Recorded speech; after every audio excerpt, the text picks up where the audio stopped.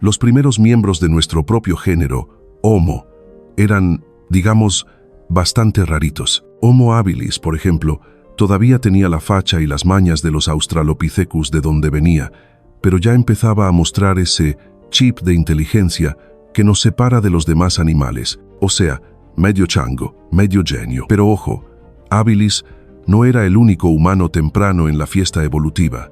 En las llanuras y bosques abiertos del Valle del Rift también rondaba Homo rudolfensis. Y aquí viene lo bueno, este cuate es de los más misteriosos de la familia. ¿Por qué? Porque se han encontrado poquísimos restos, tan poquitos que a veces ni se sabe si un fósil es realmente suyo o del primo incómodo de al lado. Aún así, sí tenemos pistas. ¿Qué comía? ¿Dónde vivía? ¿Y en qué se diferenciaba de sus contemporáneos? Y justo esas son las preguntas que vamos a resolver hoy. Así que relájate, súbele a la curiosidad y viajemos juntos al Pleistoceno para conocer a Homo rudolfensis, uno de esos personajes medio olvidados pero clave en la historia de nuestra especie. Mientras distintas formas humanas comenzaban a dejar sus huellas en los paisajes primitivos del continente, algunas se asentaron en territorios que hoy resultan casi irreconocibles. Así fue el caso de Homo rudolfensis, quien habitó lo que hoy conocemos como África Oriental entre hace aproximadamente 2,5 millones y 1,5 millones de años. Sus vestigios se concentran en torno al actual lago Turkana, situado en el extremo norte de Kenia. En nuestros días, esta vasta extensión de agua salada está rodeada por tierras áridas y estériles, pero en los tiempos de Homo rudolfensis, las orillas del lago ofrecían un entorno mucho más hospitalario, riberas verdes, salpicadas de vegetación y de vida. El nombre de la especie tiene su origen en ese lugar, cuando se descubrieron sus primeros restos en 1972, el lago aún era conocido como Lago Rudolph. El hallazgo fue descrito por el paleoantropólogo keniano Richard Leakey, figura clave tanto en la ciencia como en la conservación de la fauna africana. Entre las formaciones rocosas que enmarcaron el antiguo litoral, los paleontólogos encontraron un cráneo sorprendentemente bien conservado.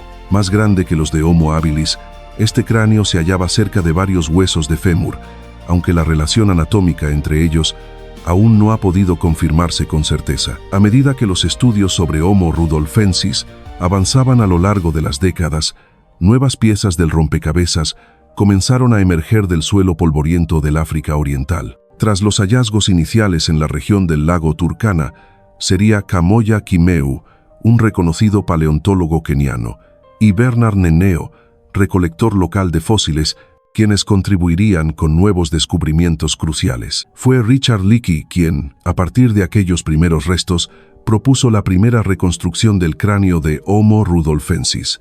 Su versión mostraba una estructura facial plana y una capacidad craneal considerable. Sin embargo, con el paso del tiempo, esta imagen fue revisada. El antropólogo Timothy Bromage ofreció una reconstrucción alternativa en la que el rostro presentaba una inclinación de 5 grados, desafiando la concepción inicial de una cara completamente plana. El origen evolutivo de esta especie continúa siendo objeto de debate académico. En 2003, el antropólogo australiano David Cameron, no confundir con el político británico, planteó la hipótesis de que Kenyanthropus platypus, cuyos restos también fueron hallados cerca del lago Turkana, pudo haber sido antecesor de Homo rudolfensis. Esta idea se basaba en una propuesta previa del científico Mark Collard, quien había sugerido reclasificar a rudolfensis dentro del género Australopithecus. Cameron incluso sugirió que esta especie podría estar más emparentada con los parántropos, una línea robusta de homínidos contemporánea, que con Homo habilis. Otros investigadores, por el contrario, han propuesto que rudolfensis no sería una especie independiente, sino parte de la variabilidad de Homo erectus. Sin embargo, hasta ahora, el registro fósil no proporciona pruebas concluyentes. La clasificación de cada fragmento óseo sigue siendo un campo de incertidumbre. Algunos restos hallados en Etiopía y Malawi podrían pertenecer a esta especie, aunque la evidencia no es suficiente para afirmarlo con certeza. En este laberinto de huesos dispersos y filiaciones imprecisas, la figura de Homo rudolfensis persiste como una entidad distinta, generalmente separada tanto de habilis como de erectus y posiblemente más cercana a la primera.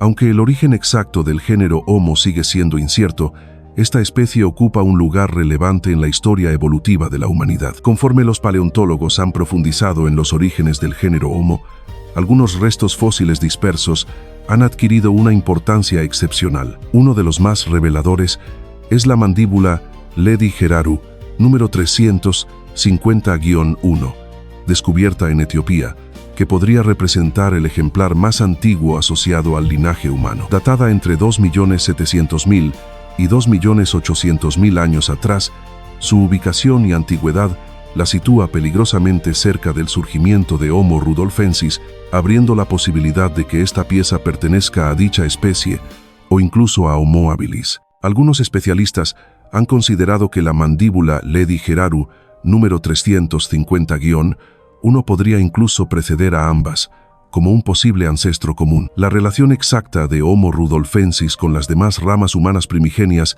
sigue sin esclarecer del todo, ya sea como uno de nuestros ancestros directos o como una línea paralela en las raíces del árbol genealógico del género. Su existencia revela una complejidad temprana en nuestra evolución. En vida, su rostro había mezclado rasgos humanos con características simiescas evidentes. Aunque más plano que el nuestro, su cara era ancha, lo que hacía que sus ojos y boca hicieran más pequeños en proporción. La boca, prominente y de labios avanzados, se acompañaba de una frente baja y un puente nasal aplastado, reminiscente de gorilas y chimpancés. Un rasgo notable en su anatomía eran los molares, cubiertos por un esmalte particularmente grueso, uno de los más densos en nuestros parientes fósiles, lo que probablemente le permitía consumir alimentos fibrosos o duros sin un desgaste excesivo. Esta adaptación, junto con mandíbulas anchas y robustas, sugiere que Homo rudolfensis poseía una mordida especialmente poderosa, capaz de soportar tensiones masticatorias considerables. A nivel corporal, esta especie habría presentado una estatura modesta en comparación con el humano moderno. Un macho adulto apenas superaría los 1,65 m, mientras que las hembras no alcanzaban el 1,5 m. El peso promedio rondaba los 60 kilos en varones y 51 kilos en hembras. Como otros homínidos tempranos, es probable que estuviera cubierto de un pelaje corporal denso, vestigio de su ascendencia australopitecina. Esta característica, en combinación con su morfología, sugiere que habitaba regiones más frescas que aquellas exploradas por especies posteriores como Homo erectus. A pesar de su capacidad para procesar alimentos complejos, no hay evidencia de que Homo rudolfensis haya fabricado o utilizado herramientas. Las primeras pruebas de esta capacidad aparecen con Homo ergaster, cuya producción rudimentaria de útiles líticos marca un hito posterior. Sin embargo, la ausencia de tecnología no parece haber limitado el acceso de rudolfensis a fuentes de carne. Es probable que recurriera a estrategias oportunistas como el carroñeo colectivo o la intimidación de depredadores menores para obtener presas. La mayoría de su tiempo se habría dedicado a la recolección de frutos, raíces y vegetación dura, complementando su dieta animal. Este comportamiento nómada, aunque no necesariamente coordinado, lo habría llevado a desplazarse entre bosques, sabanas y colinas en busca de sustento. Así, Homo rudolfensis vivió una existencia resiliente, enfrentando los desafíos de su entorno sin las herramientas que más tarde caracterizarían a sus descendientes. En la vasta sabana africana, donde la vida exigía adaptaciones cada vez más refinadas, Homo rudolfensis enfrentaba desafíos que pondrían a prueba su resistencia y organización social. A diferencia de especies posteriores como Homo erectus, su complexión más baja y robusta compartida, también con Homo habilis, sugiere que carecía de las capacidades para correr largas distancias o perseguir presas hasta el agotamiento. En lugar de la velocidad, su supervivencia dependía de la astucia. Probablemente cazaba animales pequeños o aprovechaba restos abandonados por depredadores más ágiles. A medida que el clima africano se volvía más seco y menos generoso, esta especie comenzó a depender más de raíces y tubérculos, escarbando el suelo con manos adaptadas para desenterrar alimentos subterráneos. Como todos los grandes simios, Homo rudolfensis fue sin duda una criatura social. El crecimiento de su cerebro estaría estrechamente ligado al desarrollo de estructuras jerárquicas complejas dentro de los grupos familiares, reflejando comportamientos comparables a los de los chimpancés modernos.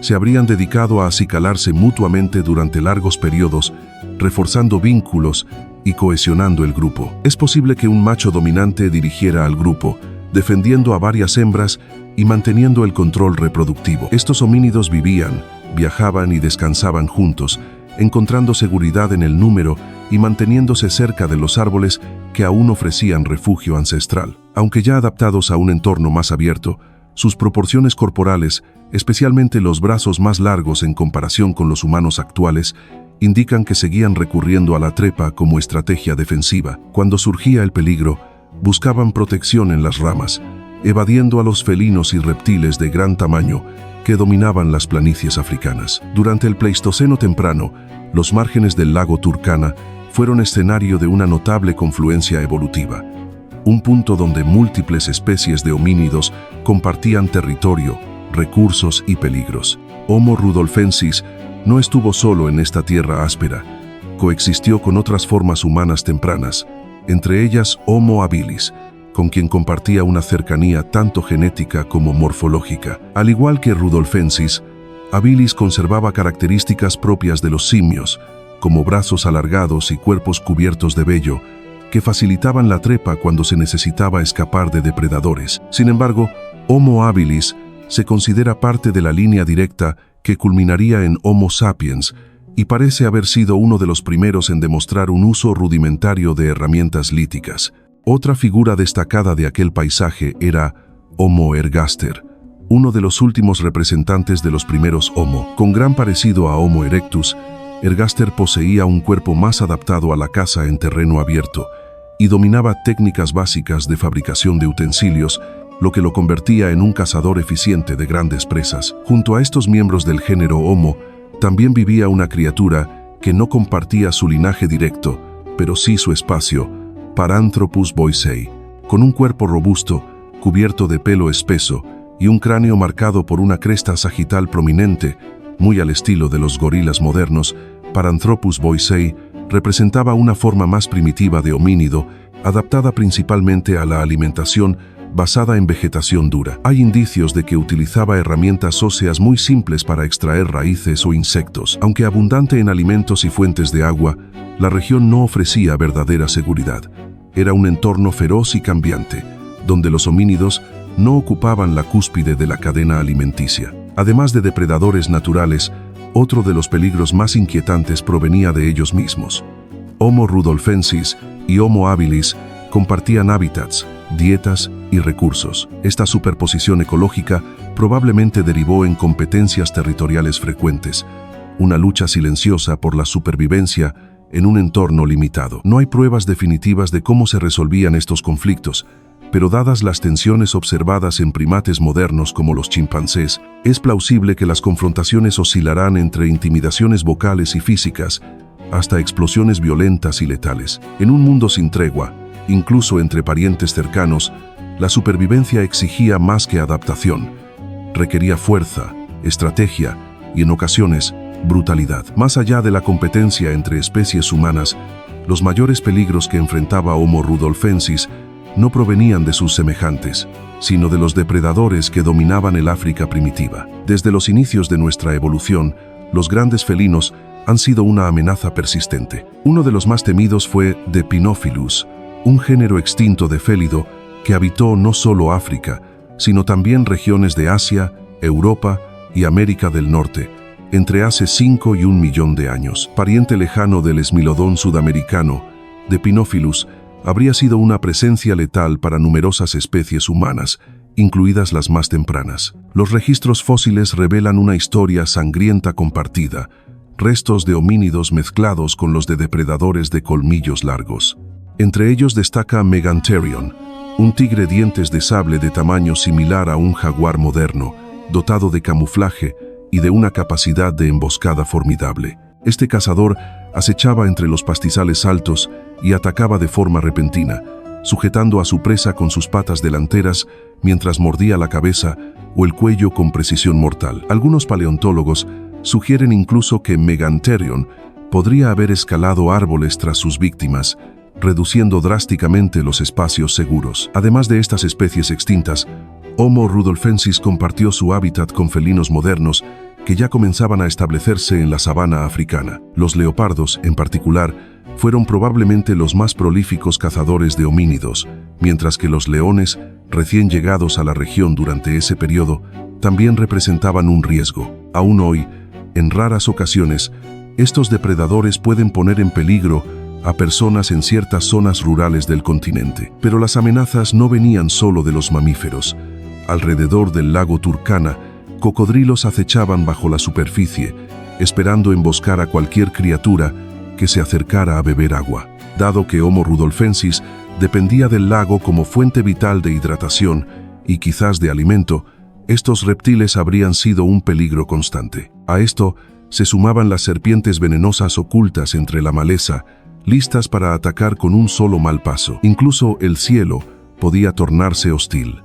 Evidencias fósiles de marcas de garras en cráneos de australopitecos sugieren que las águilas coronadas africanas cazaban a crías de homínidos. Si un joven rudolfensis se alejaba del grupo, podía convertirse en presa de estos depredadores alados que descendían en picada con garras capaces de perforar el cráneo y llevaban a sus víctimas a nidos ocultos entre las ramas. Por último, Homo rudolfensis también convive con grandes herbívoros, cuya fuerza y territorialidad los convierten en amenazas implacables. Hipopótamos, rinocerontes y elefantes, aún presentes en África hoy día, podían reaccionar con agresividad, especialmente durante la temporada de apareamiento, cuando las hormonas intensificaban su comportamiento. Un encuentro desafortunado con uno de estos gigantes podría terminar de manera fatal para un homínido desarmado. Pese a la escasez de restos y las sombras que aún rodean su linaje, Homo rudolfensis permanece como una silueta clave en la narrativa evolutiva del ser humano. Ni completamente revelado ni del todo perdido, su presencia nos recuerda cuán incompleto sigue siendo el relato de nuestros orígenes. Cada fósil, cada hipótesis, es una pieza más en el largo rompecabezas de la humanidad. Tal vez el verdadero valor de Homo rudolfensis no resida únicamente en lo que sabemos de él, sino en lo mucho que aún nos impulsa a buscar.